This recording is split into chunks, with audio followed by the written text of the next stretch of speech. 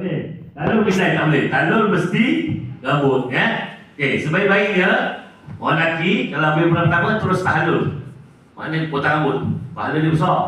Tapi kalau tak nak juga tahalul, gunting sikit boleh. Yang bulan ketiga botak terus. Maknanya terus tahalul lah. Maknanya botak tu gunting. Sekurang-kurangnya menggugurkan 3 helai rambut. Wanita sama. Orang perempuan kena jaga lepas tahalul, jangan selak pula. Nanti kan dapat aurat kan. Dah bagus punya tadi buat umrah, tiba-tiba selak. Maknanya selak susu. Kalau ada suami, suami masuk bawah tudung, gunting. Kan? Orang perempuan tu selak, tapi takut tergunting telinga. Jadi hati-hatilah kan, nombor tu tak gunting. At least perempuan jangan cari 3 helai. Nak cari 3 helai sangat lah. 3 helai, tak payah cari 3 helai. Lebih pun tak boleh. Dia sekurang-kurangnya 3 helai. Jangan keluar pada 3 helai.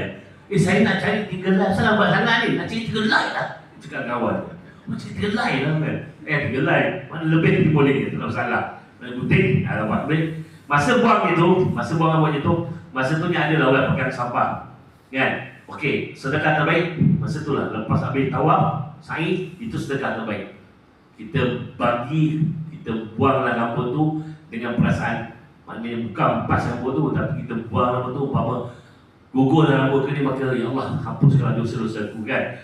Gugurlah rambut ni bersama dosa-dosaku. Dan kemudian sedekah terbaik masa tu adalah pakai 2-3 riyal ke, ulurlah pada orang tu. Itu sedekah terbaik. Sebab kita habis ibadah, sedekah pertama. Cantik. Boleh?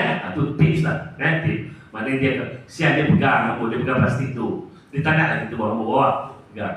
Dia pun tak mengharapkan buat ihsan pun, tapi kita sedekah tu lebih baik. Sebab itu sedekah yang lepas ibadah. Lepas tawaf, sa'i, tahalul kan. Jadi terus sedekah memang baiklah. Jadi bagi di bawah rambut tu, kita bagilah duit. Bagi duit 3 riyal tu tak salah. Serial tu dia terima je kan. Habis. Itu maknanya lebih afdal lelaki bercukur. Maknanya diriwayatkan Ibnu Umar, Allah merahmati orang yang bercukur. 3 kali Nabi cakap. Rasulullah berkata, bagaimana dengan orang yang bergunting? Allah merahmati orang yang bercukur. Kali kedua Nabi cakap. Sahabat tanya lagi, bagaimana dengan orang yang bergunting dengan Rasulullah? Nabi kata, Allah merahmati orang yang bercukur. Maknanya bagi orang lelaki, lepas umrah kalau dia terus bercukur pun lagi baik. Habis besok saya nak umrah kedua, dah tak ada rambut. Okey, dah tak ada rambut. Besok nak umrah kedua, lalukan saja. Pada otak kan? Lalukan saja. Umpama kita dah bercukur. Kalau ada orang yang lelaki masa rambut cepat tumbuh, satu hari dia cepat tumbuh. So dia kena ambil pisau, dia kena gugurkan rambut juga. Tapi kalau macam kepala tu licin lagi kan, maknanya dia terus lalukan saja. Sebab apa? Umrah pertama sebaiknya terus tanduk.